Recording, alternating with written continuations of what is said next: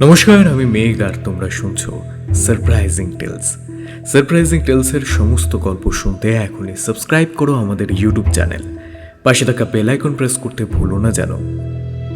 আজকের গল্পটি শুধুমাত্র আমাদের প্রাপ্তমনস্ক শ্রোতাদের জন্য। আজকের গল্পে কিছু বীভৎসতার উল্লেখ রয়েছে।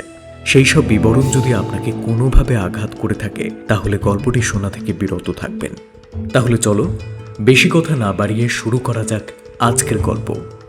মৈত্রী চ্যাটার্জির কলমে কাটা হাতের রহস্য।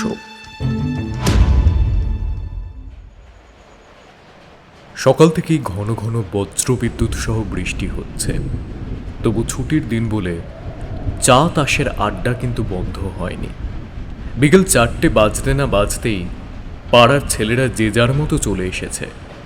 ছুটির দিনে ক্লাবে গপ্পের আসর বসে, তাই সবাই আজ বেজায় খুশি। বন্ধু শঙ্কর ওর এক জ্যাঠামশাইয়ের কথা জানিয়ে বলল ওনার জীবনে নাকি ভয়ঙ্কর সব অভিজ্ঞতা রয়েছে। এর আগেও শুনেছিলাম শঙ্কর ছেলেবেলায় ওদের বাড়িতে তাকে আসতে দেখেছে, অনেক গল্পও শুনেছে, কিন্তু তারপর নাকি হঠাৎ করে তিনি বেপাত্তা হয়ে গেছেন। শঙ্কর আক্ষেপ করে বলল, আজ বারবার জ্যাঠার কথা মনে পড়ে যাচ্ছে, বুঝলি। আজ ওনার জন্মদিন, কিন্তু মানুষটার যে কি হলো, হুট করেই যে কোথায় চলে গেলেন কে জানে। আমাদের মধ্যে থাকলে কতই না ভালো হতো। জ্যাঠামশাইয়ের কাছে শোনা একটা ঘটনার কথা বলবে আজ শঙ্কর। বাইরে এখনো বেশ জোরেই বৃষ্টি পড়ছে। ঝোড়ো হাওয়ায় মন্দ লাগছে না। আমি শঙ্করকে সান্ত্বনা দিয়ে আরও কিছু বলতে যাচ্ছিলাম, হঠাৎ এমন সময় ক্লাবের বাইরে খুক খুক করে কোনো একটা বয়স্ক মানুষের কাশির আওয়াজ শোনা গেল। শঙ্কর চোখ সরু করে সঙ্গে সঙ্গে উঠে দাঁড়ালো। ব্যতিব্যস্ত হয়ে বলল, এই গলার আওয়াজটা আমার ভীষণ চেনা। আমি দেখে আসছি, তোরা বস। বর্ষার দিন, তাড়াতাড়ি সন্ধে নেমে এসেছে। আমার ভীষণ কৌতূহল হলো, তাই আমিও উঠে পড়লাম। শঙ্করের সাথে বাইরে বেরিয়ে দেখলাম একজন বয়স্ক বৃদ্ধ ছাউনির নিচে দাঁড়িয়ে ছাতার জল ঝাড়ছেন। শঙ্কর আমায় ঠেলা দিয়ে ফিসফিস করে বলল, এ কি কাকতালীয় ঘটনা নাকি টেলিপ্যাথির জোর? উনি আমার সেই দুঃসম্পর্কের জ্যাঠামশাই, যার নিখোঁজ হবার কথা তোদের বলেছিলুম। তারপর কি যেন একটা ভেবে চাপা স্বরে চোখ সরু করে বলল, কিন্তু জ্যাঠামশাই জানলেন কি করে আমি এখন গাঁয়ের ক্লাবে আছি? সত্যি অবাক হবারই বিষয় বটে। শঙ্কর যেন নিজের চোখকে বিশ্বাস করতে পারছে না। হাঁ করে চেয়ে আছে দেখে বৃদ্ধ কাস্তে কাস্তে ম্লান হেসে বললেন,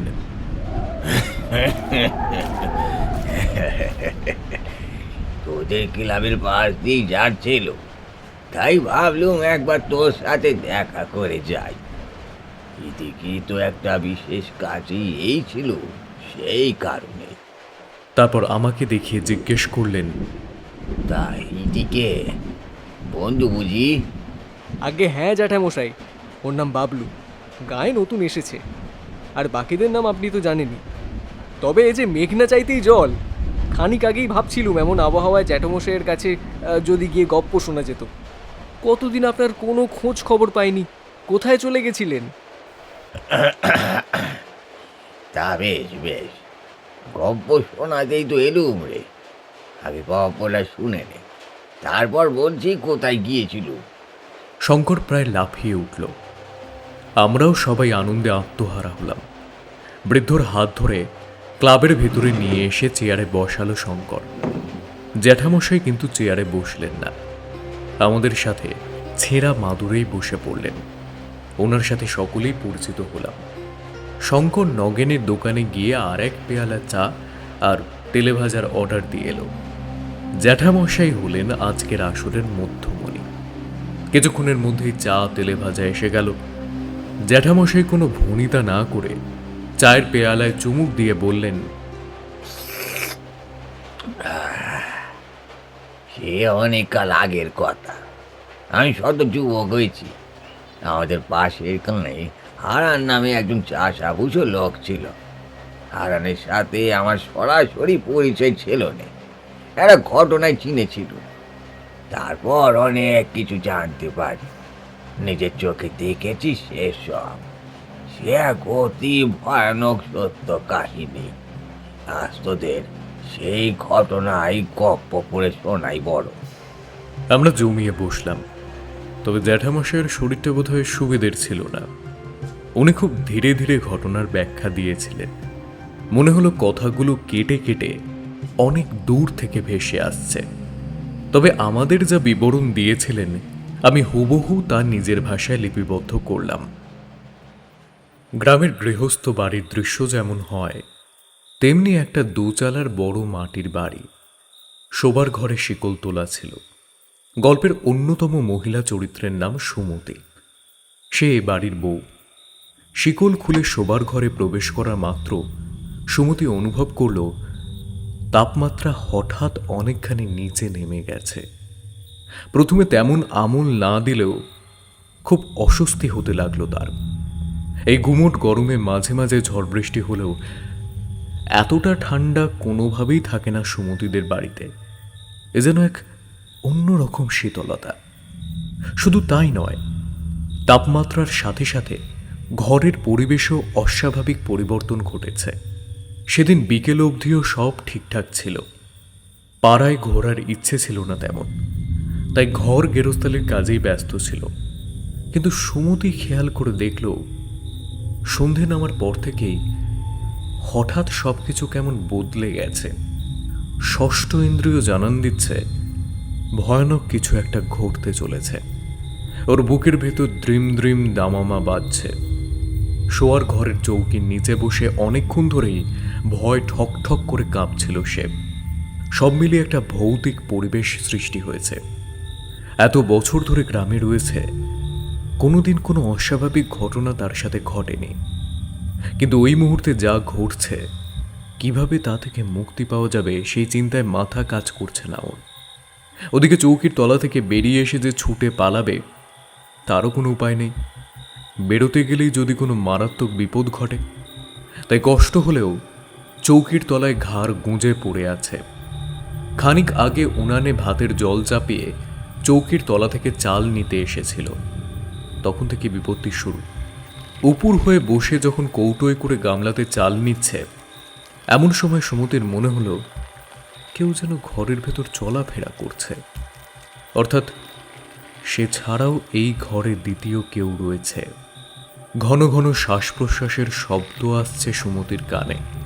কিন্তু চৌকির তলা থেকে উঁকি মেরে যতবার দেখার চেষ্টা করছে ততবারই সে ব্যর্থ হচ্ছে। কাউকে চোখে পড়ছে না তার, অথচ তার পায়ের শব্দ শুনতে পাচ্ছে। জানলার কপাটগুলো আপনা আপনি খুলে যাচ্ছে বারবার। একবার মনে হলো দেওয়ালের দিক থেকে কিছু একটা সরাত করে এদিক থেকে ওদিক ছুটে যাচ্ছে। শুধু তাই নয়, কিছুক্ষণ আগে ঘাড়ের কাছে কারো ভারী নিঃশ্বাস অনুভব করেছে সে। অথচ কেউ খাটের তলায় ঢুকে এলে তাকে তো সচক্ষে দেখতে পেত। তাছাড়া নিঃশ্বাসটাও কেমন যেন অস্বাভাবিক শীতল। মাঝে মাঝে নাকে একটা পচা গন্ধ ভেসে আসছে তার। 7-5 ভেবেও কোনো কুল কিনারা করতে পারে না সুমতি। কুলকুল করে ঘামছে সে। তবে ভয় পেলেও তেমন কোনো অঘটন না ঘটায় সুমতি মনে মনে বলে উঠল, কেউ আমার সাথে মশকরা করছে না তো? তুলিপাড়ার রতন দুলের দস্যি ছেলে বুধন কাঁটাল পাততেই ছিল। হ্যাঁ, নিজ্ঞা তো ওই ছিল। তারপর যেই দেখেছে বাসায় কেউ নাই, অমনি ঘরে ঢুকে লুকায় গেছে। এখন আমায় একলা পেয়ে ভয় দেখাচ্ছে। গেল সপ্তাহে ওই দিনুমুদির বাড়ির পেয়ারা গাছে উঠে চুরি করার জন্য কি মারটাই না খেলো দিনুর হাতে। তবু শিক্ষে হয়নি কো, এখন নিয়েছে আমায় জ্বালাতে। এই এই কে আছিস রে আমার ঘরে? শিগগির বেরো, বেরো বলছি। এই কোথায় ঘাপটি মেরে আছিস দেখি? ভালোই ভালোই বেরিয়ে চলে যা, নইলে হারান কাতরে দেখতে পেলে আর আস্ত রাখবে না, আমি কয়ে দিলুম। সুমতি চৌকির নিচে থাকা একটা চেলাকাঠ নিয়ে এপাশ ওপাশ তাকিয়ে চৌকির নিচ থেকে চিৎকার করে কথাগুলো বলে উঠল। তবে বুধন কেন? কারো কোনো চিহ্নই সে খুঁজে পেল না। কারণ সুমতি জানে বোধন হলে এতক্ষণে হাসতে হাসতে বেরিয়ে আসত। তবে কিছুক্ষণ এদিক ওদিক তাকিয়ে ঘরে সত্যিই কেউ নেই দেখে সাহস ফিরে পেল সুমতি। তারপর চৌকির তলা থেকে বেরিয়ে এলো, মাটিতে উঠে দাঁড়ালো। ভালো করে ঘরবার দেখে সে নিশ্চিত হলো সত্যিই ঘরে সে ছাড়া অন্য কেউ নেই। কিন্তু তাহলে প্রতিটা পদে কেন কারো উপস্থিতি অনুভব করছে সে? সুমতির গা ভয় ছমছম করে উঠল একা ঘরে। গায়ের বধূ হলেও এমন ভয়ানক পরিস্থিতিতে সে কখনো আগে পড়েনি, সুতরাং গায়ে কাঁটা দেওয়াই স্বাভাবিক। তাছাড়া এর আগে কোনো ঘটনার সম্মুখীন না হলেও সে ভূত প্রেতে বিশ্বাস করে। ওদিকে সুমতির স্বামী আবার এসব মানতে চায় না। তখন যদি সে বাড়িতে থাকতো তাহলে সুমতির কথা শুনে যত সব অন্ধ কুসংস্কার বলে হেসে উড়িয়ে দিত। সুমতি বাড়িতে একা রয়েছে, তার মন খচখচ করতে থাকে। মাত্র 1 মাস আগে বিষ্ণু পণ্ডিতের মেয়ে উমা রানী হঠাৎ গলায় দড়ি দিয়ে আত্মহত্যা করেছে। এখনো গ্রামের সকলের মন থেকে সেই স্মৃতি যায়নি। উমার সাথে সুমতির সদ্ভাব ছিল, তাই সুমতির আশঙ্কা উমা বোধ হয় এখনো পার্থিব মায়া কাটিয়ে যেতে পারেনি। তাই বুঝি সুমতিকে নিজের অস্তিত্ব জানান দিতে ফিরে এসেছে। বুকটা মোচড় দিয়ে ওঠে তার। কি জানি সে কি অবস্থায় দেখতে পাবে ভেবে ভীত সন্ত্রস্ত হয়ে জিজ্ঞেস করল, কে কে ওকে নে? উমা এলি নাকি? কোনো উত্তর এলো না। তাহলে কি সুমতি ভুল বুঝল?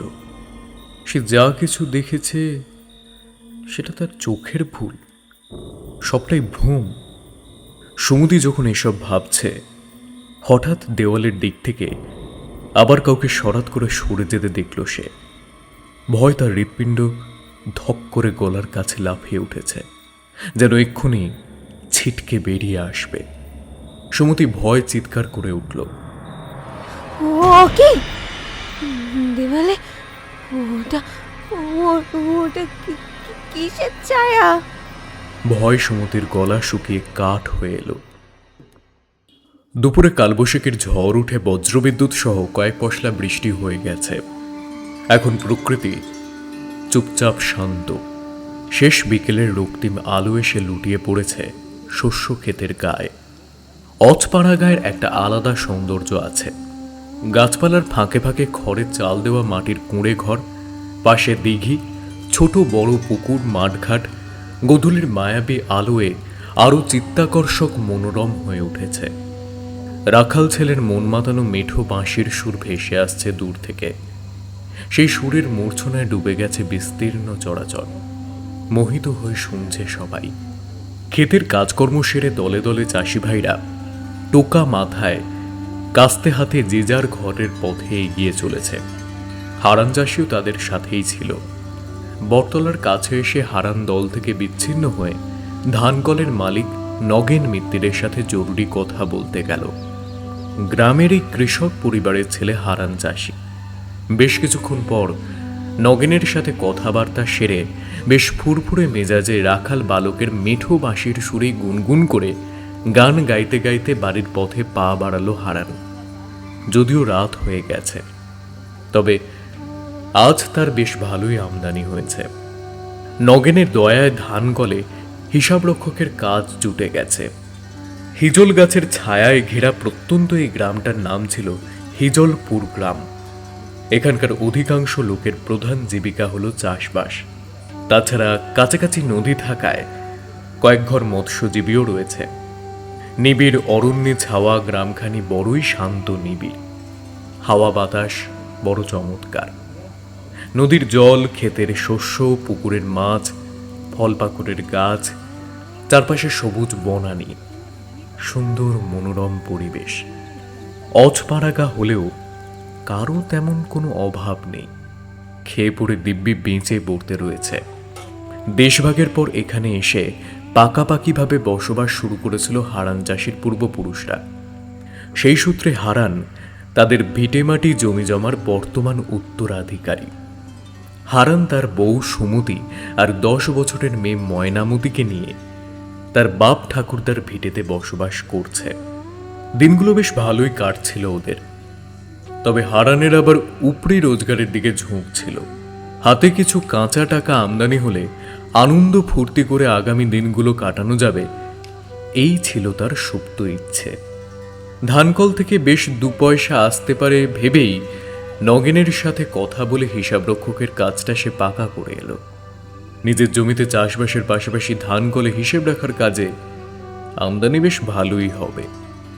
একটু হিসেবের এদিক ওদিক দেখাতে পারলেই শুধু পয়সা আর পয়সা, সবাই কেনা গোলাম হয়ে থাকবে, এসব কথাই ভাবছিল হারান। আনমনা হয়ে ঘরের দুয়ারে চলে এলো এক সময়। মেয়ে ময়নামতি দৌড় আগলে দাঁড়িয়েছিল। হারানকে দেখে চোখ বুজে হাত পেতে বলল, কই কি এনেছো দেখি? যা যা বলেছি সব এনেছো? আগে আমার হাতে দাও, তারপরই ঘরে যেতে দেব। হারান হেসে মেয়ের গাল টিপে আদর করে বলল, এই নে তোর নজেন জুস আর গুড় কাটি, আর এই নে তোর কথা বলা পুতুল। কিরে, খুশি তো? ঝোলা থেকে এক এক করে সব জিনিসপত্র বের করে মেয়ের হাতে তুলে দিল হারান। ময়না খুশি হয়ে নাচতে নাচতে ঘরের ভেতর চলে গেল। ওদিকে বউ সুমতি ছলছলে চোখে বসে আছে দেখে হারান বলল, কি হলো রে বউ? চোখে জল, মুখটাও এমন শুকিয়ে আমসি হয়ে গেছে দেখছি। কি হয়েছে ক দেখি? কোনো খারাপ খবর আছে নাকি? হ, ঠিক ধরছো। বাপের শরীরটা একের ভালো নেই গো। মায়ের চিটিয়েছে, বাপের নাকি আমার যায় যায় অবস্থা। ময়নারে নিয়ে কদিনের লগে বাপের ঘরে থাইকা আসুম কিনা ভাবতেছি। তবে কি কও? মুই আবার কি কইব? তুই বাপের অসুখ হইছে যখন দেখতে যাইতে তো হইবই। তুই কালই ময়নারে নিয়ে চইলা যা। মুই তখন সকালে ট্রেনে চাপাই দেব না। প্রয়োজন হলে মুই 2 দিনের মধ্যে এদিককার কাজকর্ম মিটোয়ে চইলে যাব। পরের দিন সকাল সকাল হারানের বউ সুমতি তার 10 বছরের মেয়ে ময়নাকে নিয়ে বাপের বাড়ির উদ্দেশ্যে রওনা দিল। দিনটা ছিল বৈশাখী মেলা উদযাপনের প্রথম দিন। হারানদের হেজলপুর গ্রামেও মেলা বসেছে। মেলা দেখতে প্রতি বছর আশেপাশের গ্রাম থেকে লোকজন ভিড় জমায়। হারানদের প্রতিবেশী ময়নার বন্ধু কালুদের বাড়িতে ভিন গাঁ থেকে তাদের আত্মীয় স্বজন এসেছে মেলা উপলক্ষে। হারান শুনেছে তারা নাকি হেজলপুরে বেশ কয়েকদিন থাকবে। সেই আত্মীয়দের সঙ্গে একটি সুন্দরী মেয়েও এসেছে। সে সম্পর্কে কালুর ছোট মাসি, তার নাম চম্পা। এর আগে হারান চম্পাকে কখনো কালুদের বাড়িতে আসতে দেখেনি। যাই হোক, চম্পা সেদিন বিকেলে বাড়ির সকলের সাথে মেলা দেখতে গেল। হারানও কিছু চেনা পরিচিতর সঙ্গে মেলাতে গিয়েছিল। চম্পার সাথে হারানের মুখোমুখি দেখা হতেই দুজনে একে অপরের দিক থেকে চোখ সরিয়ে নেয়, অথচ ভেতরে ভেতরে দুজনের শরীরে আগুন জ্বলে ওঠে। কালুর মা মাস্তুতো বোন চম্পা আর মাসি মেশোর সাথে হারানের পরিচয় করিয়ে দিল। ওর নাম হারু। হারান হারান আমাদের প্রতিবেশী, ওই পাশের বাড়িতেই থাকে। তবে প্রথম পরিচয় একে অপরকে নমস্কার জানালেও তেমন একটা কথা হয় না দুজনের মধ্যে। কিছুক্ষণ মেলায় ঘোরাফেরা করে যে যার বাড়িতে চলে যায়। কিন্তু বাড়ি ফেরার পর থেকেই হারানের মন উসখুস করতে থাকে চম্পাকে দেখার জন্য। পেছনে একটা অসম্পূর্ণ ইটের বাড়ি পরিত্যক্ত হয়ে পড়ে রয়েছে, কালুদের পাকা বাড়ি। ইটের ওই পরিত্যক্ত বাড়ির ন্যাড়া ছাতে উঠে কালুদের বাড়ির দোতলার ঘরে উঁকি ঝুঁকি মারতে থাকে। ওদের বাড়িতে আত্মীয় এলে দোতলার ওই ঘরেতেই থাকে। এদিকে দোতলার জানলায় খড়খড়ি দেওয়া। হারানের ইচ্ছে করে চম্পার সাথে ছুটে গিয়ে তখনই দেখা করে মনের কথা যেন সে বলে আসতে পারে। চম্পারও মনে ফুল ফুটেছে, হারানকে দেখার স্বাদ জাগে। এদিকে হারান ইচ্ছে করে দুবার খুক খুক করে কাশে। চম্পা সেই কাশির শব্দ শুনে খড়খড়ি খুলে হারানদের বাড়ির দিকে তাকায়। তারপর শব্দ করে লক্ষ্য করে পাশের ঘরের খোলা জানলায় গিয়ে দাঁড়ায়। পুরো বাড়ির নেড়া ছাদে হারানকে দেখে চম্পার সারা শরীরে শিহরণ জাগে। হারান ফের আকৃষ্ট হয়। চম্পার শরীরের গঠন যেমন আকর্ষণীয়, তেমনই সুন্দর মুখশ্রী। হারান নিজেকে আর সামলাতে পারে না। চম্পাও জানলায় দাঁড়িয়ে হারানের সুপুরুষ চেহারা দেখে পাগল হয়ে যায়। চম্পা লুকিয়ে ছাদে উঠে আসে। আকাশের নিভু নিভু চাঁদের আলোয় চম্পাকে দেখে হারানের চোখের তারায় লোভ লালসা চিকচিক করে ওঠে। চম্পার অবস্থাও ততক্ষণে ততই বচাও। দুজনের শরীর কামনার আগুনে পুড়ে যায়। হারান নিচু গলায় বলে, আজ রাতে আমার ঘরে আইসো চাপা, কবাট খুলে রাখুম। চম্পা কোনো উত্তর করে না, শুধু মাথা নেড়ে সায় দিয়ে চলে যায়। মাঝরাতে সবাই যখন গভীর নিদ্রায় আচ্ছন্ন, অতি সন্তর্পণে দরজা খুলে চম্পা বাড়ির বাইরে বেরিয়ে পড়ে। হারান দরজার কপাট খুলে অন্ধকারে মিশে দাঁড়িয়েছিল। চম্পা দোরগোড়ায় এসে হাজির হতেই তড়িঘড়ি ওকে ভিতরে এনে সদর দরজা বন্ধ করে দেয়। তারপর দুজনের শরীরই খেলায় মেতে ওঠে। রাত কাবার হয়ে যায় এক সময়। কাক ভরে চম্পা বেরিয়ে যায়। হারানোকে প্রতি রাতে এভাবে কাছে আসার প্রস্তাব দেয়। চম্পাও রাজি হয়ে যায়। প্রতি রাতে মিলিত হতে হতে সম্পর্কের ঘনিষ্ঠতা বাড়তে থাকে। সন্ধ্যের মুখে হারানের বউ সুমতি হাঁড়িতে ভাতের জল চাপিয়ে ভাড়ার ঘরে চাল নিতে যাচ্ছিল, কিন্তু বস্তায় চাল বাড়ন্ত। ওদিকে মাটির উনুনে বসানো হাঁড়িতে চালের জল টকবক করে ফুটছে। শোবার ঘরের চৌকির নিচেও টিনের কৌটো হাঁড়ি কুড়িতে চাল, আলু ইত্যাদি মজুত করে রাখে হারান।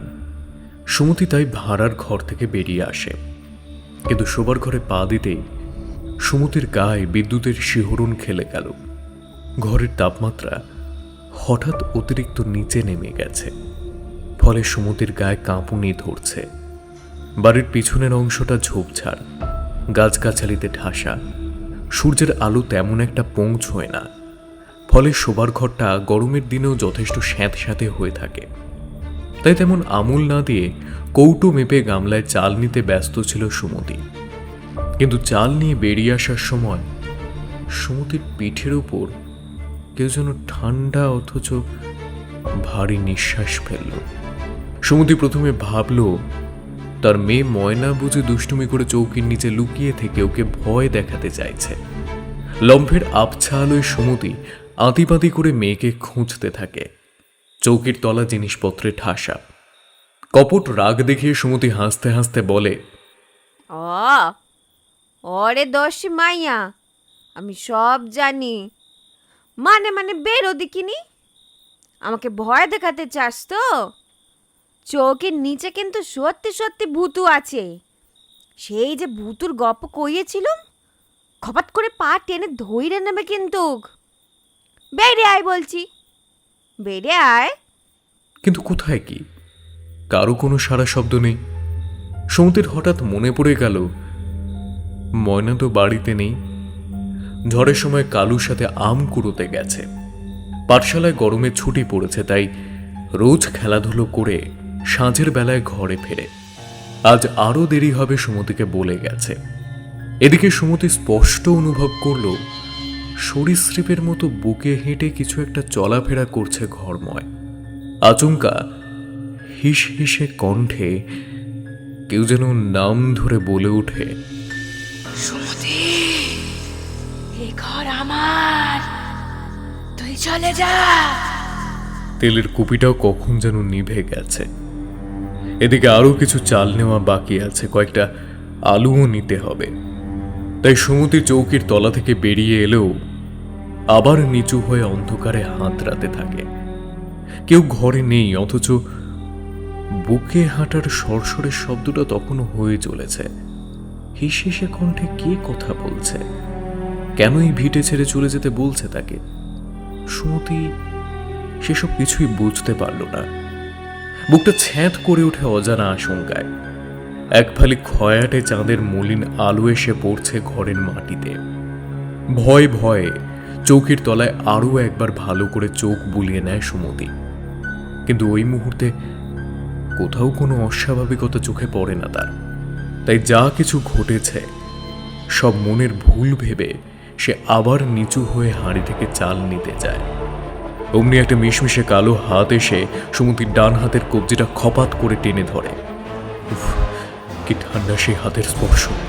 কদর্য কুৎসিত নমস একটা হাত। ক্রমশ সেটা সুমতির হাত ছেড়ে তার গলার দিকে উঠে আসে। ভয় চেঁচিয়ে ওঠে সুমতি। হারান ঠিক তখনই কাজকর্ম সেরে দুলকি চালে হেঁটে বাড়ির দিকে আসছিল। সুমতির চিৎকার শুনে দ্রুত পা চালিয়ে ভেজানো দরজা ঠেলে শোবার ঘরের দিকে ছুটল। সুমতিকে সেই অদৃশ্য শক্তি যেন চেপে ধরে রয়েছে। হাজার চেষ্টা করেও সে নিজেকে লোহার মতো শক্ত হাতের বেষ্টনী থেকে মুক্ত করতে পারছে না। সুমতির শরীরের বেশিরভাগ অংশই চৌকির তলায় সেঁধিয়ে গেছে। শুধু পায়ের গোড়ালির অংশটুকু চৌকির বাইরে বেরিয়ে আছে। হারান সুমতিকে ওই অবস্থায় দেখে ভাবল কিছু নিতে গিয়ে সুমতির ভারী শরীরটা নির্ঘাত চৌকির তলায় আটকে গেছে। হারান রাগে খ্যাঁক খ্যাঁক করতে করতে বলল, হ্যাঁ, এই 3 বেলা গান্ডে পিণ্ডে গিলে শরীরটাকে যা ধুমসি রাক্ষসীর মতো বানিয়ে রেখেছিস, সৈকিরার দোষ কি? সে তো নিজে থেকে নিচই নেমে তোর পিঠে চেপে বসে নে। ন্যাকাপনা সার দেখি এবার সেলানা বন্ধ কর। আমি পা ধরে টান দিতেছি, তুই গদর ডারে একটু ঢিলা করে বুক ঘষতে বেরিয়ে আয়। কাঙালের বংশ যত সব। সুমতির চোখে জল চলে এলো। না হয় দুমুঠো ভাত একটু বেশিই খায় সে, কিন্তু তার বদলে সারাদিন যে বেগারটা খাটে, সংসারের কোন কাজটা করে না সে? হারানকে কুটুটিও নাড়তে দেয় না, তাও এমনভাবে খোঁটা দেবে? হারান যে আজকাল এত বদলে যাচ্ছে সুমতি তার টের পেয়েছে। আগে কত নরম সুরে কথা বলতো, আর এখন তো হারানের মেজাজ সবসময় তুঙ্গে থাকে, কথায় কথায় খুঁত ধরে। সুমতি মনে মনে কষ্ট পেলেও মুখে কিছু বলে না। এর মধ্যে হঠাৎ খেয়াল করল সে অপার্থিব হাতের চাপটা কখন যেন আলগা হয়ে গেছে। সুমতি মনে মনে বলল, চৌকির তলায় কি ঘটেছে তা কইলে হারান আমার কথা মোটেও বিশ্বাস করবে না, আরো বেশি করে গালমন্দ করবে। না বাবা, তার চেয়ে চুপ থাকাই ভালো। হারানের কথায় কোনো উত্তর না দিয়ে কোনো মতে ঘষতে ঘষতে চৌকির তলা থেকে বেরিয়ে এলো সুমতি। চোখের জল মুছে চাল আলু নিয়ে হেসেলে চলে এলো। হারান সেদিকে তাকিয়ে আপন মনে অশ্রাব্য গালিগালাজ করতে থাকলো। আবাগির বেটি শুধু গিলতেই সে আমার ঘাড়ে বসে, ওর ওই ধুমস ভারী শরীরটা আর টানে না আমাকে। কিন্তু কতদিন উপোস করে থাকুন, একটা ব্যবস্থা তো করতেই হবে, নইলে যখন সে পিঠা যাবে। পিড়িতে বসে উনুনে হাত পাখা দিয়ে বাতাস করছে গলদধর্ম সুমতি। গনগনে আঁচের তাপে চোখ দিয়ে জল গড়িয়ে পড়ছে তার।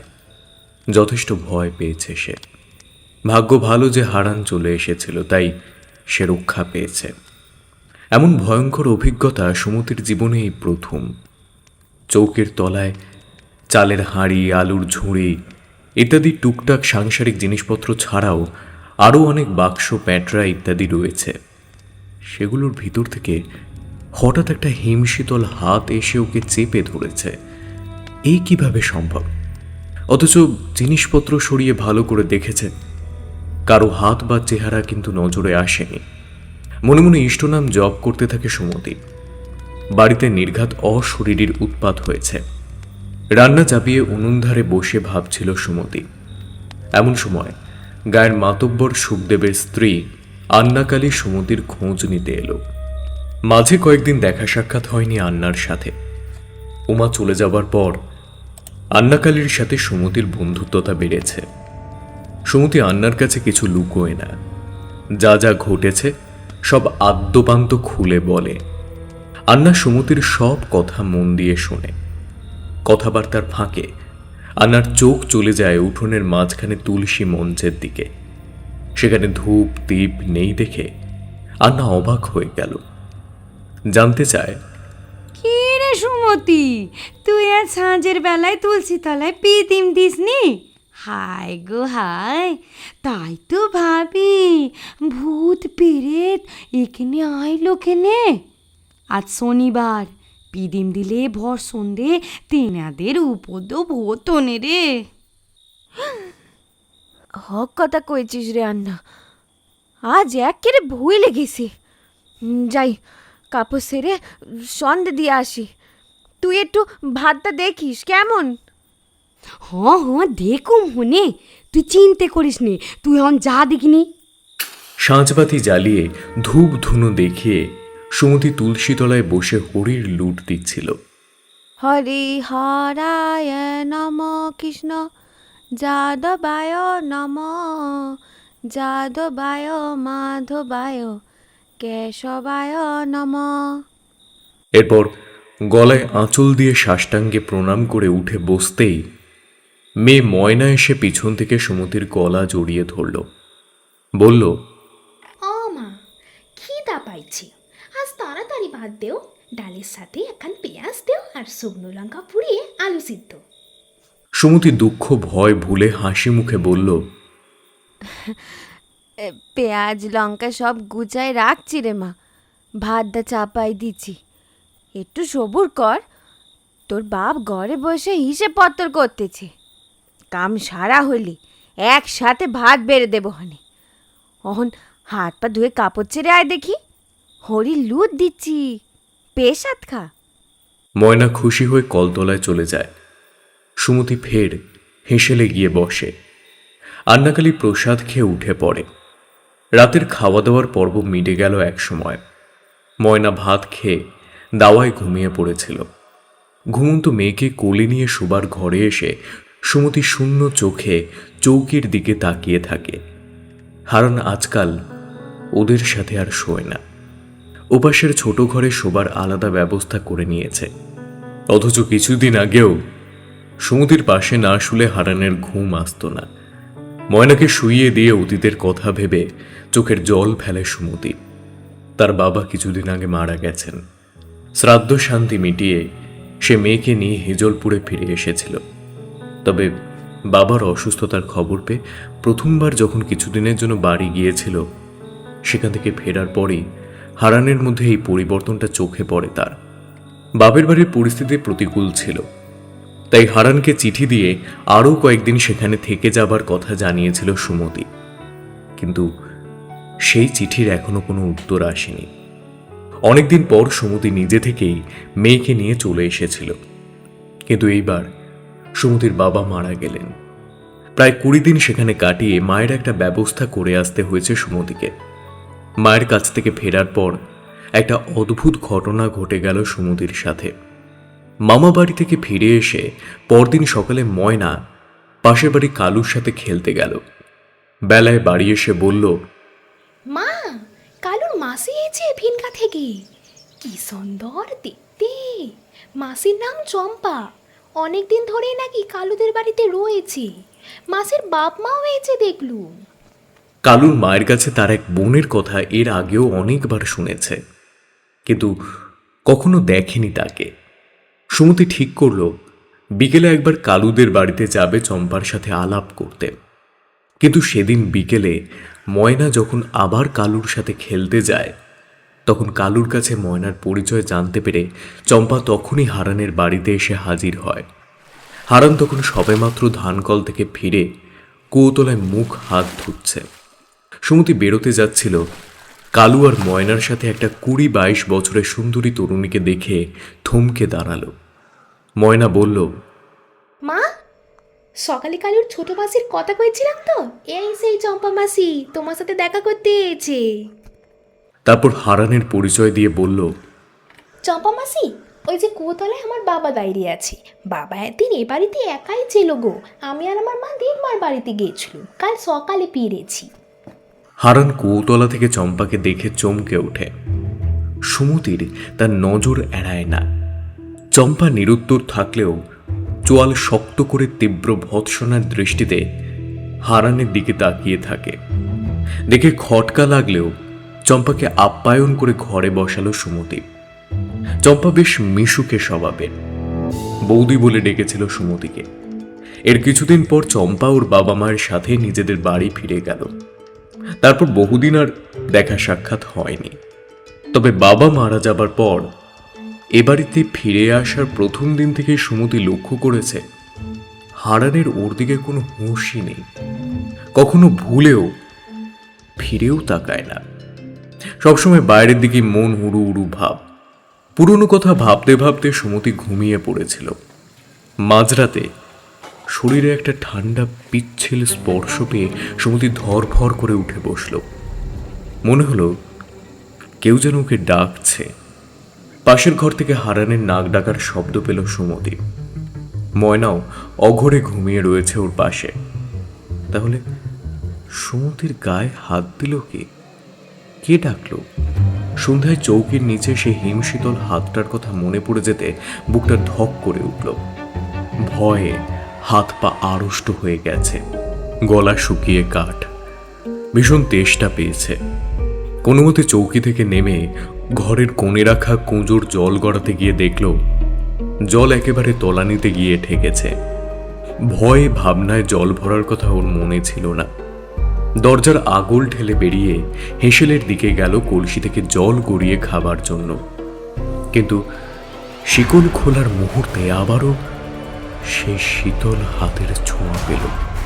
এবার শুধু হাতেই নয়, পায়েও সে স্পর্শ পেয়ে ভয় লাফিয়ে উঠল। ভয় বুকের রক্ত হিম হয়ে গেল সুমতির। দেখল ওর পায়ের কাছে মাটিতে পড়ে থাকা একটা কাটা হাত ছটফট করছে। হাতটা কখনো পায়ের পাতায় এসে ঠেকছে, কখনো সাপের মতো কিলবিলিয়ে ফনা তুলে উঠে আসছে, কখনো স্থির হয়ে সুমতিকে দেখছে। ক্রমাগত হিসেসে শব্দ ভেসে আসছে। প্রচণ্ড আতঙ্কের হৃদস্পন্দন দ্রুত হয়। ভয় বুক ধরাস ধরাস করতে থাকে, হৃৎপিণ্ড লাফিয়ে ওঠে। কিন্তু ভয় পেলেও একসময় সুমতির মনে হলো কাটা হাতটা ওকে কিছু বোঝাবার চেষ্টা করছে।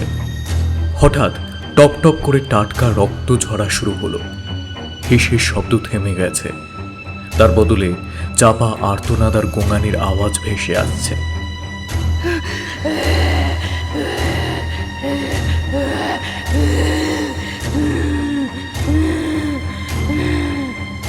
হাতটা 2-3 বার মাটিতে আছাড় খেয়ে একেবারে স্থির হয়ে গেল। সে এক বিভৎস দৃশ্য। সুমতি সহ্য করতে পারে না, জোরে চিৎকার করে ওঠে। তারপর জ্ঞান হারালো। হারানের ঘুম ভেঙে গেছিল চিৎকার শুনে। হারান বিছানায় উঠে বসে রাগে গজগজ করতে থাকে। মাঝরাতে এসব কি ঢং শুরু করেছে আবাগির বেটি? নাটক করে মন জয় করতে চাইছে বুঝি। সেদিন চম্পাকে দেখে কিছু আঁচ করতে পেরেছে মনে হয়, তাই আমার মন গলানোর জন্যই সারাক্ষণ পেছু পেছু ঘুরঘুর করে। এখন আবার চিল্লি করছে। চম্পাটাও ডেকে ডেকে ভোর সন্ধিবেলায় একেরে এখানে এসে হাজির হলে। ভেবেছিলাম একদিন দেখা করে সব বুঝিয়ে বলবো, কিন্তু তার আগেই সব ভেস্তে দিলে। কদিন অপেক্ষা করলেই ওই ডেভোজ না এই কি যেন একটা বলে সৌরে বাবুরা, হ্যাঁ বিবাহ বেসছে, উকিল দেখে সুমতিরে সেটাই না হয় দিয়ে দিতুম। তারপর চম্পার লগই না হয় বিয়ে করতুম। কিন্তু তা মাগির তর সইল না। মোর ওপর অমনি হুমনি তম্বি শুরু করে দিলে গা। যত সব গা ঢলা নিমেই ছেলে। চম্পা যে বিয়ে করতে চেয়েছে আমার পয়সার লোভে, তাকে আমি বুঝি না। চম্পা সুমতি দুজনকেই অশ্লীল ভাষায় গালমন্দ করছিল হারান। ময়নাও সুমতির চিৎকার শুনে চৌকি থেকে নেমে ছুটে গেল। মাকে মাটিতে পড়ে থাকতে দেখে হারানের ঘরে গিয়ে কাঁদতে কাঁদতে বলল, বাবা শিগগিরই চলো, মা মাথা করে পড়ে গেছে বাবা, কত করে ডাক দিচ্ছে, মা তো কিছুতেই সাড়া দিচ্ছে না। মায়ের কি হয়েছে বাবা? মেয়ের কান্নাকাটি শুনে বাধ্য হয়ে হারান ঘর থেকে বেরিয়ে এলো। বিরক্তির সুরে বলল, আরে দিয়ে দিবি রে, তাই শুধু মধু কাঁদিস কেন ময়না? কি হয়েছে নাকি তোর মায়ের? কাঁচা ঘুমটা দিলি তো ভাঙিয়ে। উফ, দেখি সর। বাবা যে আর আগের মতো নেই, সম্পূর্ণ বদলে গেছে। ময়না তা ভালোভাবেই টের পায়। হারান সুমতির অচৈতন্য দেহটার দিকে ভ্রু কুঁচকে তাকিয়ে থাকে। নিজের বুদ্ধিতেই এক ঘটি জল এনে মায়ের মুখে চোখে ছিটিয়ে দেয় ময়না। সুমতি ধীরে ধীরে চোখ মেলে তাকায়। ময়নাকে কাঁদতে দেখে জড়িয়ে ধরে তাকে। তারপর আস্তে আস্তে মেয়ের হাত ধরে উঠে দাঁড়ায়। রঙ্কা তো সব নাটক, শুধু ইচ্ছে করে পড়ে যাওয়া, কিছু যেন বুঝি না। বিড়বিড় করতে থাকে হারান, আবার নিজের ঘরের দিকে চলে যায়। সুমতির কোনো খবর নেয় না। বাকি রাতটুকু সুমতির ঘুম আসে না। মেয়েকে বুকে জড়িয়ে ধরে মনে মনে ঠিক করে ওই কাটা হাতের রহস্যটা এবার তাকে জানতেই হবে। চৌকির তলায় কি তবে ওই কাটা হাতেরই শীতল স্পর্শ পেয়েছে? তখনও ঘরময় সরীসৃপের মতো ওই একটাই হিসেসে শব্দ শুনেছে সে। কিন্তু হঠাৎ তাদের বাড়িতে এমন অশরীরীর উপদ্রব শুরু হলো কেন? এদিকে সমাধান না করলে উপদ্রব ক্রমশ বেড়েই চলবে। বাড়িতে টিকে থাকে দায় হবে তখন। সেদিন থেকে সুমতির মধ্যেও একটা পরিবর্তন আসে। হারানের গতিবিধির ওপর নজর রাখে সুমতি। হারানের মতো করেই হারানকে এড়িয়ে চলে, কোনো কথাই বলে না। মেয়েকে নিয়ে এ বাড়ি ছেড়ে মায়ের কাছে চলে যাওয়ার সিদ্ধান্ত নেয় সে। হারানের অবশ্য সেদিকে কোনো খেয়ালই নেই। বউ মেয়ে কি খাচ্ছে, কেমনভাবে তাদের দিন কাটছে, সে বিষয়ে কোনো খবরই রাখে না হারান। দিনকে দিন উচ্ছৃঙ্খল হয়ে ওঠে সে। গ্রামে ইদানিং একটা নতুন মেয়ে আমদানি হয়েছে, তার নাম কুসুম। হারান কানাঘুষে শুনেছে গ্রামের অনেক ছেলে নাকি কুসুমের ঘরে যাতায়াত করে। ওখানে মদ্যপান আর গান বাজনার জলসা বসে। খবরটা শোনার পর থেকে হারান উল্লসিত হয়, কিন্তু ধান কলে কাজ নেবার পর থেকে ঘরে ফিরতে অনেক রাত হয়ে যায়। কুসুমের বাড়িতে সান্ধ্য মজলিস বসে। শোনা যায় রাত হলেই তার ঘরের দরজা বন্ধ হয়ে যায়। ফলে কুসুমের কাছে তার আর যাওয়া হয়ে ওঠে না, কিন্তু পুরনো খিদেটা বারবার জাগার দিয়ে ওঠে। একদিন সুযোগ বুঝে ধানকল থেকে তাড়াতাড়ি ছুটি নিয়ে কুসুমের ডেরার দিকে হাঁটা দেয় হারান। সেদিনের আড্ডায় বিশেষ কেউ ছিল না। যে দু একজন ছিল তারা হারানের অচেনা। ওরা বেহদ্দ মাতাল হয়ে কুসুমের সাথে ঠাট্টা তামাশায় ব্যস্ত ছিল। হারানকে দেখে গাল পেড়ে বলে উঠল, এই কিরে কুসুম, এর মধ্যেই নতুন নাগর ধরে ফেললি? তোর তো বাজারটা দারুণ দেখছি। নাগরটা তো বেশ খাসা। তো তোর তোর রেলে মাছে বলতে হবে। অশ্লীল হাসির ফোয়ারা উঠল ঘরের ভেতর। কুসুমের হাত ধরে টানাটানি করছিল ওরা। ছেলে দুটো যে শহর থেকে এসেছে তা তাদের কথাবার্তা আর পোশাক আশাক দেখলেই বোঝা যায়। হারান ওদের জামার কলার ধরে পাল্টা গালিগালাজ করতে থাকে। দুপক্ষের হাতাহাতি শুরু হয়ে যায়। কুসুমের মুখ স্বচ্ছ ওড়নায় ঢাকা। হারানের গায়ে শক্তি থাকলেও একা বেশিক্ষণ ছেলেদের সাথে পেরে ওঠা দায় হলো। হারান যখন হার মেনে চলে যাওয়ার কথা ভাবছে, এমন সময় আচমকা ঘরের আলো নিভে গেল। একটা বিভৎস ছায়ামূর্তিকে ঘরময় চক্কর দিতে দেখল সবাই। কুসুমের নাম ধরে বারবার ডেকেও কোনো রকম সাড়া পাওয়া গেল না। কোথায় সে উধাও হয়ে গেছে তা কেউ জানে না। হারান মারের চোটে অজ্ঞান হয়ে গেছে। সে ভয়ঙ্কর বিভীষিকা তার লম্বা সাঁড়াশির মতো শক্ত হাত বাড়িয়ে ওদের ধরতে এলো। ছেলে দুটো ভয় কাঁপছে। ছায়ামূর্তি ভয়ঙ্কর আকার ধারণ করে হিংস্র হুঙ্কার দিয়ে উঠল।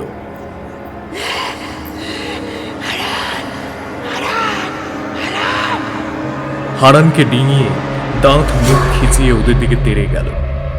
ঘরের তাপমাত্রা ইতিমধ্যে হিমাঙ্কের নিচে নেমে গেছে। মূর্তিমান বিভীষিকা উল্লাসে ফেটে পড়ল।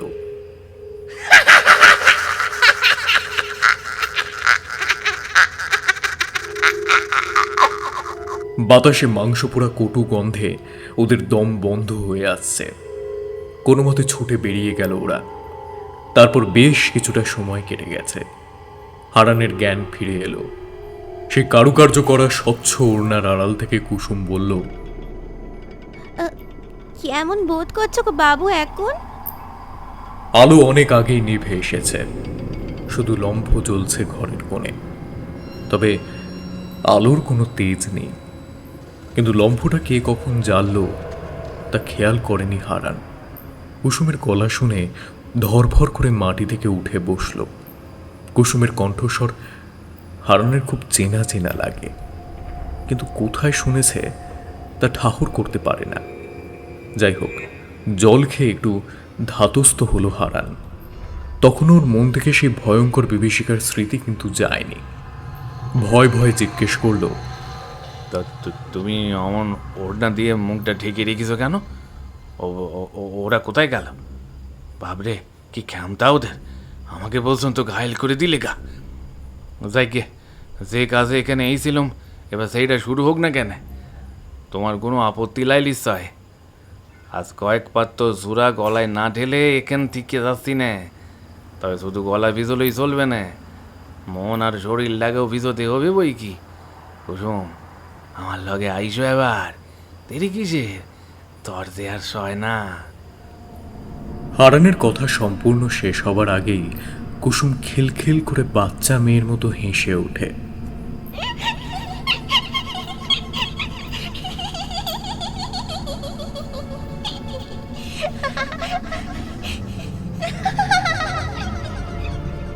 শয্যার পাশে রাখা সুরা পাত্রের রঙিন তরল ঢেলে কাঁচের গেলাসটা হারানের হাতে ধরিয়ে দেয়। ওদিকে হাতে গ্লাস নিয়ে খোশ মেজাজে হারান কুসুমের আরো কাছে এগিয়ে আসে। হাতে গ্লাস নিয়ে কুসুমের গা ঘেঁষে বসে। কুসুম মুচকি হাসে ওড়নার আড়াল থেকে। হারান তা লক্ষ্য করে না। সে তখন কুসুমকে নিয়ে রঙিন স্বপ্ন দেখছে। দুজনে মনের আনন্দে আকণ্ঠ সুরাপান করে। হারান নেশায় চুর হয়ে নিয়ন্ত্রণের বাইরে চলে যায়, নিজেকে ধরে রাখতে পারে না। ওই মুহূর্তে লম্ফোর আলোটাও কয়েকবার দপদপ করে তারপর ফস করে নিভে যায়। ঘরের মধ্যে কোথা থেকে একটা বিজাতীয় হিসেসে শব্দ ভেসে আসে হারানের কানে। অন্ধকারে সে কিছুই দেখতে পেল না, শুধু টের পেল পাশে বসে থাকা কুসুমের শরীরের ভার যেন হঠাৎ করে বেড়ে গেছে। সর্বাঙ্গে অস্বাভাবিক চাপের সৃষ্টি হয়েছে, শ্বাস বন্ধ হয়ে আসছে। হঠাৎ একটা চাপা গর্জন ভেসে এলো, তার সাথে ঘর কাঁপিয়ে বিকট অট্টহাসি।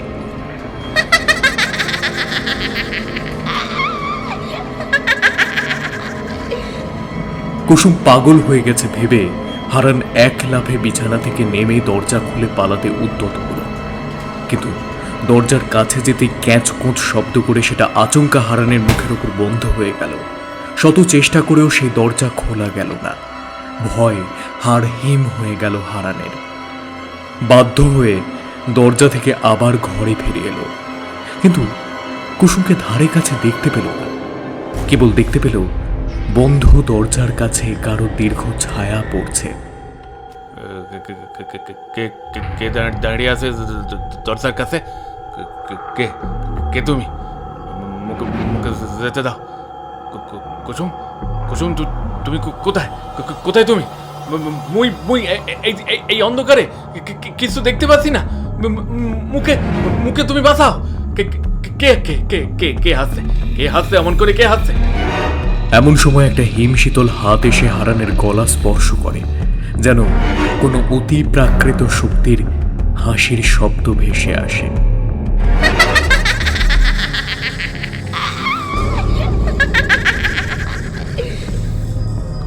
কুসুম, কুসুম, কুসুম তুমি কোথায়? তুমি কোথায়? কোথায় কুসুম? অন্ধকারে হাতড়ে ভিতরের ঘরে গিয়ে আবার কুসুমের নাম ধরে বারবার ডাকতে থাকে। অতিলৌকিক কণ্ঠে কেউ ফের বলে ওঠে, কে কুসুম? কে কুসুম? কুসুম বলে কেউ নেই, এখানে আছে তুই আর তোর স্ত্রী সুমতি আর আমি।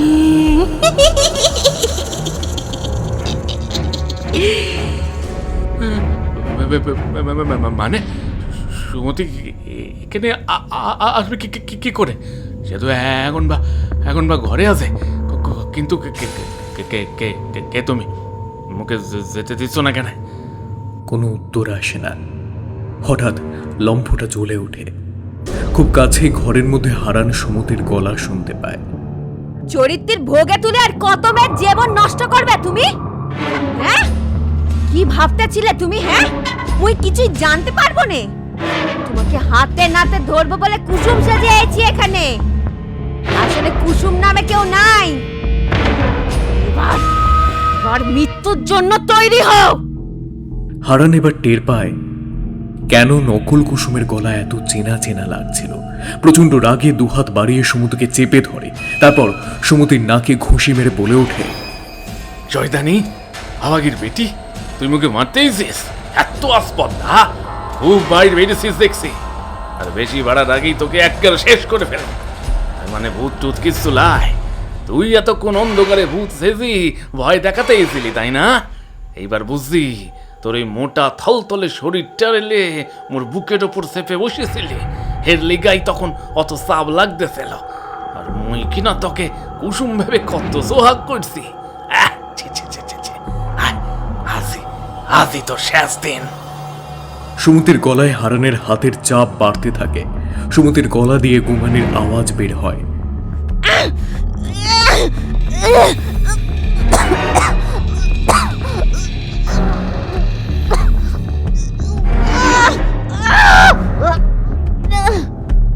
দম বন্ধ হয়ে আসে, বাঁচার জন্য ছটফট করে। এমন সময় লম্ফর আবছা আলোয় হারান সেই মিশমিশে কালো ছায়ামূর্তিটাকে আবার দেখতে পায়। ছায়ামূর্তির একটা হাত কাঁধ থেকে কাটা, ক্রুদ্ধ দৃষ্টিতে তাকিয়ে আছে হারানের দিকে। ভয়ে হারানের বুক কেঁপে ওঠে। হঠাৎ সদর দরজাটা হাট করে খুলে যায়। হারান সুমতিকে ছেড়ে ঘর থেকে ছুটে বেরিয়ে পড়ে। সুমতি হারানের পিছু নিয়ে কাটারি হাতে ছুটে যায়। সেই ছায়ামূর্তি ততক্ষণে ভয়ঙ্কর চেহারা নিয়ে হারানের কাছাকাছি পৌঁছে গেছে। আশেপাশে কোনো আশ্রয়ের সন্ধান না পাওয়ায় হারানের চেনা পথ আরো অচেনা লাগে। নিজের বাড়ির পথে পা বাড়ে, কিন্তু কোথায় বাড়ি? যেদিকেই যায় সেই ছায়ামূর্তির কবলে পড়ে। বাড়ি যাবার রাস্তা খুঁজে পায় না হারান।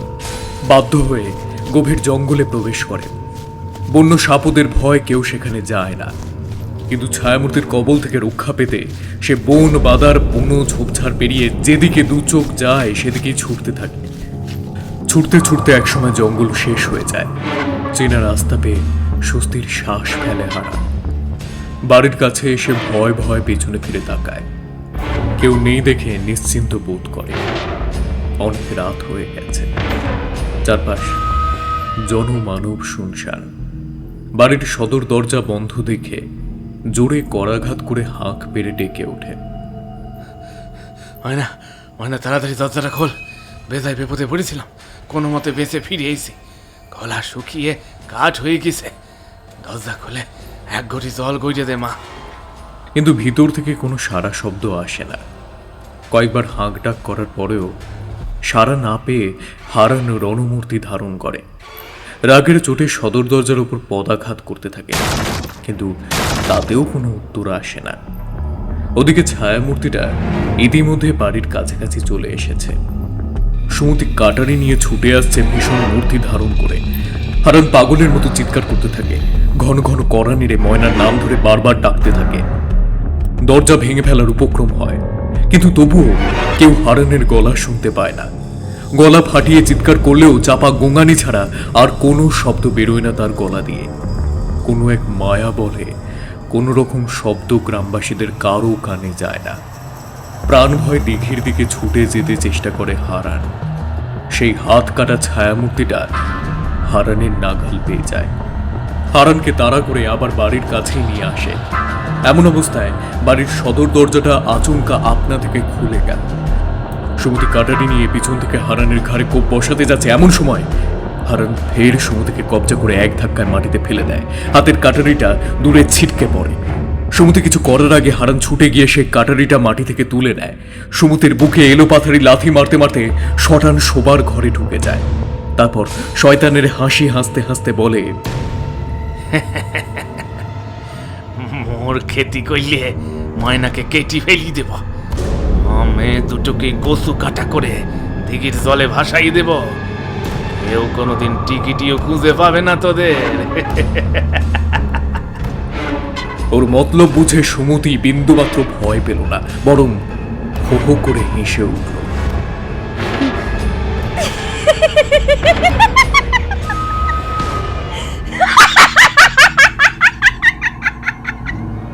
হারান থতমত খেয়ে যায় সুমতির হাব ভাব দেখে, তবুও হার মানে না।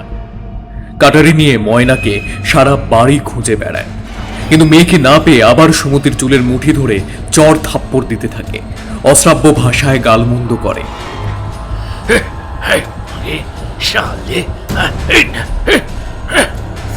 আমার গায়ে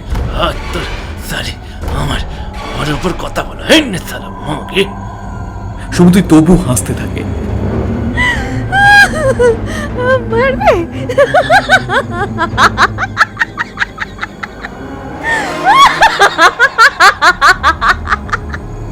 ক্রুদ্ধ হারান এবার কাটারিটা নিয়ে সুমতিকে মারতে যায়, কিন্তু ঠিক সেই মুহূর্তে একটা চুরি পড়া কাটা হাত এসে হারানের পা বেশ সাপের মতো কিলবিল করতে করতে ওপরের দিকে উঠতে থাকে। একটানা হিসেসে আওয়াজে হারানের কানে তালা ধরে যায়। কাটা হাতটা তীক্ষ্ণ নখ দিয়ে হারানের সর্বাঙ্গে আঁচড় কাটে। যন্ত্রণায় আতঙ্কে হারান আর্তনাদ করে ওঠে। ওই হাতটাকে সে এতক্ষণে চিনতে পেরেছে, কালু ছোট মাসি চম্পার হাত। ভয় ঠকঠক করে কাঁপতে কাঁপতে হারান চম্পার অপার্থিব কণ্ঠ শুনতে পেল। কিরে, ভেবেছিলি আমাকে হত্যা করে টুকরো টুকরো করে কেটে নদীতে ভাসিয়ে দিলে কেউ কিছু জানতে পারবে না, তাই তো? কিন্তু পাপের শাস্তি তো পেতেই হয়, কোনো না কোনো সময় পেতেই হয়। সেই শাস্তি দিতেই আমি এসেছি। তুই যে বিবাহিত সে কথা আবার জানা ছিল না। জানলে আমি কখনোই তোর প্রেমের ফাঁদে পা দিতাম না। তোর রূপ দেখে নিজের সম্মানের কথা ভুলে তোকে আমি আমার শরীর বিলিয়ে দিয়েছিলাম। ভেবেছিলাম তুই আমায় বিয়ে করবি। এটাই আমার ভুল হয়েছিল। কোনো রকম খোঁজ খবর না নিয়ে আমি তোর সাথে অবাধ মেলামেশা শুরু করি। তুই আমাকে বিয়ের প্রতিশ্রুতি দিয়েছিলি। তখন আমি জানতাম না যে তুই বিবাহিত। তোর একটা ফুলের মতো সুন্দর ছোট্ট মেয়ে আছে, সুমতির মতো সতী লক্ষ্মী স্ত্রী আছে। ওদের ছেড়ে দিয়ে আমাকে বিয়ে করার কথা ভেবেছিলি। সেটা আমি অনেক পরে সেদিন সন্ধ্যায় তোর বাড়িতে এসে তোর বউ বাচ্চাকে দেখে বুঝতে পারি। তারপর আমি তোর সাথে দেখা করে এইভাবে মিছে কথা বলে আমার সাথে মেলামেশার কৈফিয়ত চেয়েছিলাম। বলেছিলাম সুমতিকে সব কিছু বলে দেবো, সারা গ্রামের লোক সব কিছু জেনে যাবে। এরপর আমি মা বাবার সঙ্গে নিজের বাড়িতে ফিরে যাই। পার্থিব জগতে আত্মারা বেশিক্ষণ বিচরণ করতে পারে না। চম্পার কথাগুলো কেটে কেটে আসতে থাকে, তারপর অদৃশ্য হয়ে যায়। এরপর সুমতি কাটারি নিয়ে তেড়ে আসে। হারানের গলার কাছে কাটারিটা চেপে ধরে জিজ্ঞেস করে, বাকিটা এবার তুই নিজের মুখে স্বীকার কর শয়তান পিশাচ। হিমশীতল কাটা হাতটা অদৃশ্য হয়ে গিয়েছিল কিছুক্ষণের জন্য। সেটা আবার ফিরে এসে হারানের শরীর বেয়ে ওঠানামা করতে থাকে। হারান নিরুপায় হয়ে বলতে শুরু করে, চম্পা আমাকে হুমকি দিয়ে নিজের বাড়ি ফিরে যায়। আমি জানতাম ও ঠিক আবার ফিরিয়ে আসবে, সুমতিকে সব কিছু জানিয়ে দেবে, সারা গায়ে সব কথা রটি যাবে। তাই ওকে খতম করে দেবার কথা ভাবি। যখন ভালোবাসার সম্পর্ক ছিল, একদিন ওর বাড়ির ঠিকানা দেবে কইল।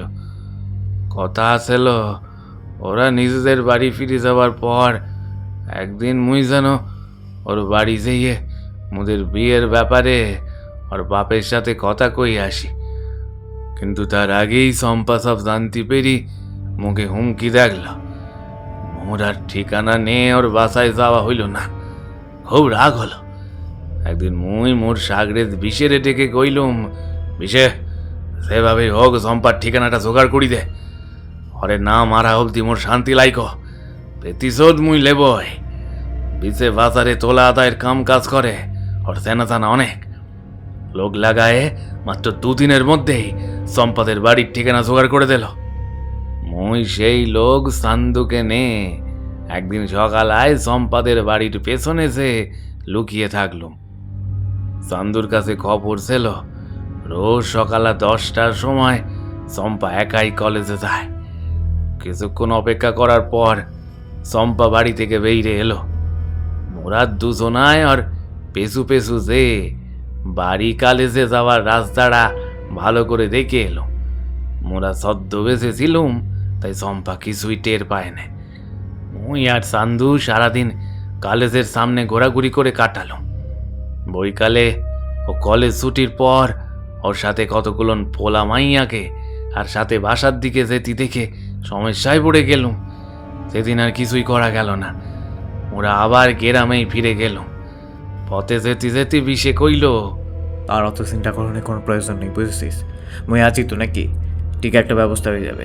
কিন্তু মোর ইচ্ছে ছিল সত্যি করার আগে ওরে একবার শুয়ে দেখুম, সোহাগ করুম। তাইতে যদি ওর মন গইলে যায়, মোরে আবার ভালোবাসে, তাইলে আর মারুম না।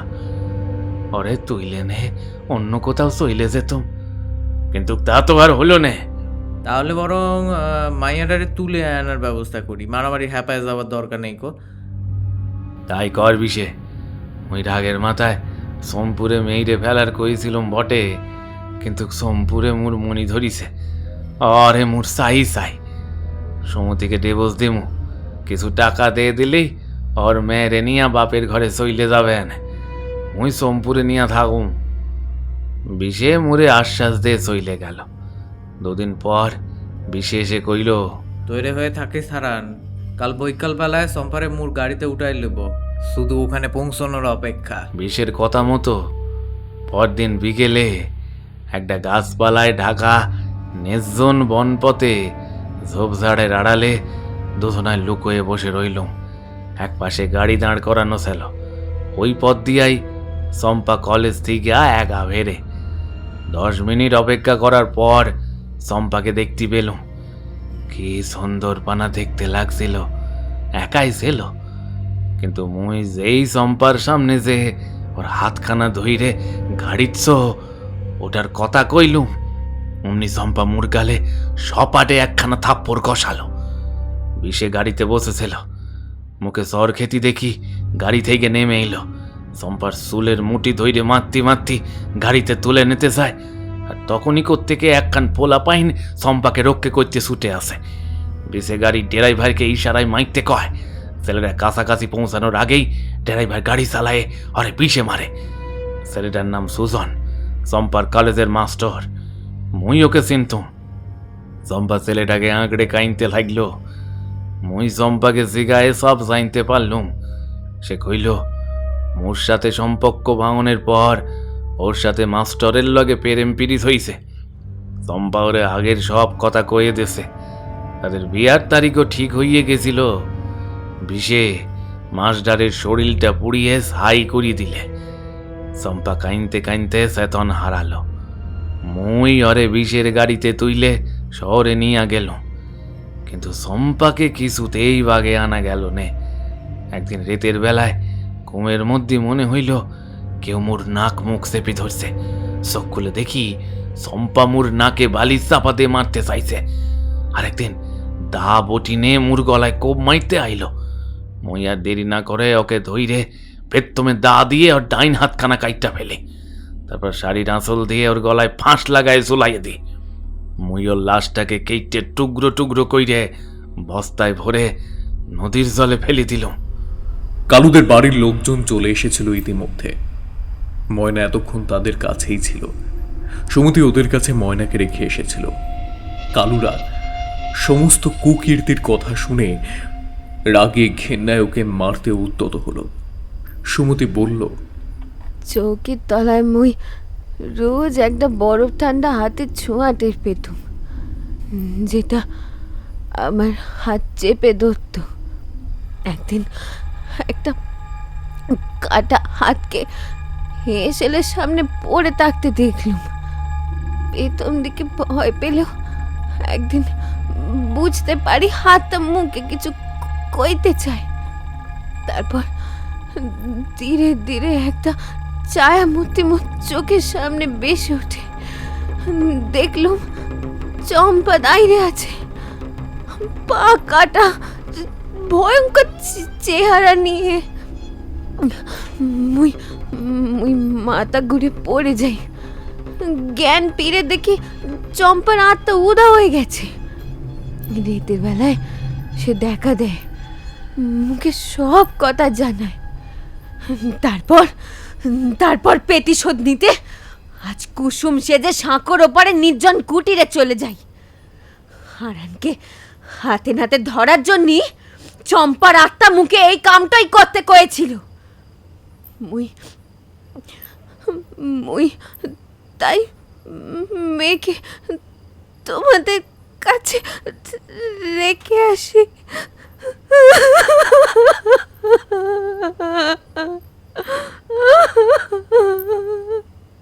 সমুদ্রের চোখের জল বাঁধ মানে না। ভারী অন্যমনস্ক হয়ে সে কথাগুলো বলছিল। ওদিকে হারানের স্বভাবও বদলাবার ছিল না। নিজে মরবে জেনেও সমুদ্রের হাত থেকে কাটারিটা কেড়ে নিয়ে শেষবারের মতো ময়নাকে মারতে গেল। যে মেয়ে এতদিন তার চোখের মনি ছিল, এত অন্যায় করার পরেও বিন্দুমাত্র অনুশোচনা ছিল না তার।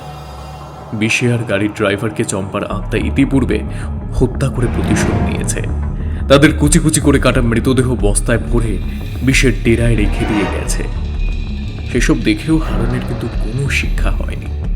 শহর থেকে পালিয়ে এসে ফের নিজের বাসায় ফিরে এসেছিল নিয়তির টানে। কুসুমের কাছে যাওয়াই কাল হয়ে দাঁড়ালো। ময়নাকে মেরে ফেলার মুহূর্তে মৃত চম্পার দেহের বিভিন্ন অংশগুলো হারানকে ঘিরে ধরে ঘুরপাক খেতে লাগলো। হারানের হাত থেকে কাটারিটা পড়ে গেল। হারান ভয় ভয় চোখ বুজে ফেলল। সে এক ভয়ানক ভয়ঙ্কর দৃশ্য। দেহাংশগুলো হারানের সারা গায়ে কিলবিল করে উঠে ওকে আষ্টে পৃষ্ঠে বেঁধে ফেলল। তারপর টু শব্দটি করার আগে টুটি টিপে ধরে একে একে অঙ্গগুলো ছিন্ন করে দিল। মুন্ডুটা এক ঝটকায় খচাত করে উপড়ে নিতে 1 সেকেন্ডও সময় লাগলো না। সব চুপচাপ স্থির হয়ে যায়। চম্পার বাবা মা এখনো জানেন না যে তাদের মেয়ে আর বেঁচে নেই। এখনো তারা মেয়ের অপেক্ষায় বসে থাকেন। তাদের হবু জামাই সুজন মাস্টারের হত্যাকাণ্ডের কথাও তাদের জানা ছিল না। সুজনের বাড়ি তালা দেওয়া দেখে ফিরে এসেছিলেন তারা। মাস্টারের 3 কুলে কেউ ছিল না। মাস্টার একাই থাকত। ফলে তাদের ধারণা হয়েছিল তাদের আদরের মেয়ে কোনো কারণে অভিমান করে তাদের কিছু না জানিয়ে সুজনের সাথে কোথাও চলে গেছে, আবার মাথা ঠান্ডা হলে ঠিক ফিরে আসবে। তারা ঘুণাক্ষরেও সত্যি ঘটনাটা টের পাননি। কালুদের বাড়িতে চম্পা সেই প্রথমবার এসেছিল। ফলে হারান সম্পর্কে তার কিছুই জানা ছিল না। কালুদের বাড়িতেও হারানের প্রসঙ্গ কখনোই ওঠেনি। মেলায় মুখোমুখি হারানের সাথে দেখা হলে পাশের বাড়িতেই থাকে, বড় ভালো ছেলে, শুধু এইটুকু বলেই পরিচয় করিয়ে দিয়েছিল কালুর মা। কিন্তু ওইটুকুই যা পরিচয় দিয়েছিল। এর বাইরে হারানকে নিয়ে আলোচনা করার মতো কোনো প্রয়োজন মনে করেননি কালুর মা। এমনকি ওর স্ত্রী কন্যার কোনো প্রসঙ্গও তোলেননি। সেই সুযোগটাকে কাজে লাগিয়ে স্ত্রী ও মেয়ের অনুপস্থিতিতে যা খুশি চালিয়ে যায় হারান, যার এই শেষ পরিণতি। কালুরা ছাড়া কাকপক্ষিতেও টের পেল না হারানদের বাড়িতে কি ভয়ানক ঘটনা ঘটে গেছে। হারানের অবশিষ্ট দেহাংশ নিয়ে চম্পা চিরতরে অদৃশ্য হয়ে গেল। যাবার আগে কালুর বাবা মাকে বলে গেল, আবার যাওয়ার সময় হয়ে গেছে দিদি। তোমরা সুমতি আর ময়নাকে আমার বাবা মায়ের কাছে পৌঁছে দিও। ওরাই যে আমার বাবা মায়ের শেষ সম্বল। অতি কষ্টে বহুদূর থেকে কথাগুলো প্রতিধ্বনিত হয়ে ফিরে এলো। ধীরে ধীরে সূক্ষ্ম থেকে সূক্ষ্মতর হয়ে অন্ধকার আকাশে মিলিয়ে গেল। জ্যাঠামশাইয়ের কাছে এমন একটা কাহিনী শুনে আমরা একেবারে স্তব্ধ হয়ে গিয়েছিলাম। কারো মুখে কোনো ভাষা ছিল না। দেখলাম শঙ্কর চোখ বড় বড় করে ওর জ্যাঠামশাইয়ের দিকে তাকিয়ে আছে। সে ভুতুরের কাহিনী শুনেও একবারও টু শব্দটি করেনি গপ্পের মাঝখানে। বরং আমরাই জ্যাঠামশাইকে মাঝপথে থামিয়ে এটা ওটা প্রশ্ন করছিলাম। যাই হোক, আমরা সকলেই পরস্পরের মুখের দিকে চেয়ে মনের অবস্থা বোঝানোর চেষ্টা করছিলাম। জ্যাঠামশাই ততক্ষণে উঠে দাঁড়িয়ে পড়েছিলেন। বললেন, এবার আমার যাওয়ার সময় হয়েছে, আমি চললাম। আমরা থতমত খেয়ে গেলাম। শঙ্কর কিন্তু ছাড়বার পাত্র ছিল না। জ্যাঠামশাইয়ের পথ আগলে দাঁড়িয়ে বলল, না জ্যাঠামশাই, বহুদিন পরে এলেন, আর ছাড়ছি না। অন্যদিন নয়, আজকেই শুনতে চাই, আপনি বলুন। জ্যাঠামশাই রাগ ও বিরক্তি মেশানো গলায় যা বললেন তা শুনে আমাদের বুকের রক্ত হিম হয়ে গেল। হাড়ে হাড়ে ঠোকাঠুকি লাগার শব্দ পেলাম। জ্যাঠামশাই ফ্যাস ফ্যাসে গলায় বলে উঠলেন, কারণ আমি আজকের গল্পের চম্পা সেই মৃত মাস্টার সুজন রে। মৃত্যুর পর আর তার কাছে কিছুই আর অজানা থাকে না বাছা। আমিও সব দেখতে পেয়েছিলাম। তুই বোধ হয় আমার নাম ভুলে গেছিস, ভুলে যাওয়ারই কথা। আসলে যখনকার ঘটনা, তখন তুই সবে 12 বছরের ছেলে মাত্র। আমি যে খুন হয়েছি সে কথা কেউ জানতে পারে না। সবাই ভেবেছে আমি নিখোঁজ হয়ে গেছি বুঝি। হারান বিষেরা আমায় গাড়িতে পিষে দেয়, আমার দেহটাও আগুনে পুড়িয়ে দিয়েছিল। তুই যখন আরো ছোট ছিলি, তোদের বাসায় আমার যাওয়া আসা ছিল। ভয়ের গপ্প শোনাতুম তোকে, তারপর তো মরেই গেল। আমার কথা তোর একদিন বাদে মনে পড়েছে, তাই তো গপ্প শোনাতে এসেছিলুম রে। এবারে যাই রে বাছা, ভালো থাকিস তোরা। এইটুকু বলেই শঙ্করের জ্যাঠামশাই উঠে পড়লেন। একটা অদ্ভুতরে কাণ্ড দেখে বাকরুদ্ধ হয়ে গেলাম সবাই। জ্যাঠামশাই ক্লাবের দরজা দিয়ে না বেরিয়ে ভিতর থেকেই বাড়ির অন্ধকারে মিলিয়ে গেলেন। আমাদের চক্ষু চরক কাজ হয়ে গেল। ভয় ঠকঠক করে কাঁপছে সবাই। একটা অস্পষ্ট ধোঁয়ার রেখা অদৃশ্য হয়ে গেল আমাদের চোখের সামনে। আমিও খুব ভয় পেয়ে গিয়েছিলাম, তবে সবার সামনে তা প্রকাশ করিনি। কোনো ক্ষতি তো করেননি কারো। আমি বোকার মতো ফ্যাল ফ্যাল করে তাকিয়ে রইলাম তার চলে যাবার পথের দিকে। ভয়ে উত্তেজনায় শঙ্কর কাঁপতে কাঁপতে আমার হাত ধরে বলল, এ কি করে সম্ভব বাবলু? জ্যাঠামশাই যখন আমাদের বাসায় আসতেন তখন তো উনি সুপুরুষ জোয়ান ছিলেন, আমার বাবার থেকে খুব বেশি বড় নয়। আমি জ্যাঠাই বলে ডাকতাম। তারপর হঠাৎ একদিন নিখোঁজ হয়ে গেলেন, তাও তখন উনি বছর 40-এর ছিলেন। তখন যদি মারা গিয়েই থাকেন তাহলে এখন এত বৃদ্ধ হলেন কি করে? মৃত আত্মাদের আবার বয়স বাড়ে নাকি? আমি আর কি বলি। তবু মনে হলো দীর্ঘ বছর পর ফিরে এসেছেন গল্প শোনাতে। নিজের মৃত্যুর কথা কি ওভাবে বলা যায়? কেউ কি বিশ্বাস করবে? বেঁচে থাকলে আজ হয়তো বৃদ্ধই হতেন। তাই বৃদ্ধ সেজেই গল্প শুনিয়ে প্রমাণ দিয়ে গেলেন। দেখলাম শঙ্কর নীরবে কাঁদছে, গাল বেয়ে অশ্রু গড়িয়ে পড়ছে তার। বুকটা টন টন করে উঠল। বাকিরা অনেক আগে ছুটে পালিয়ে গেছে। আমি আর শঙ্কর স্তব্ধ হয়ে বসে রইলাম।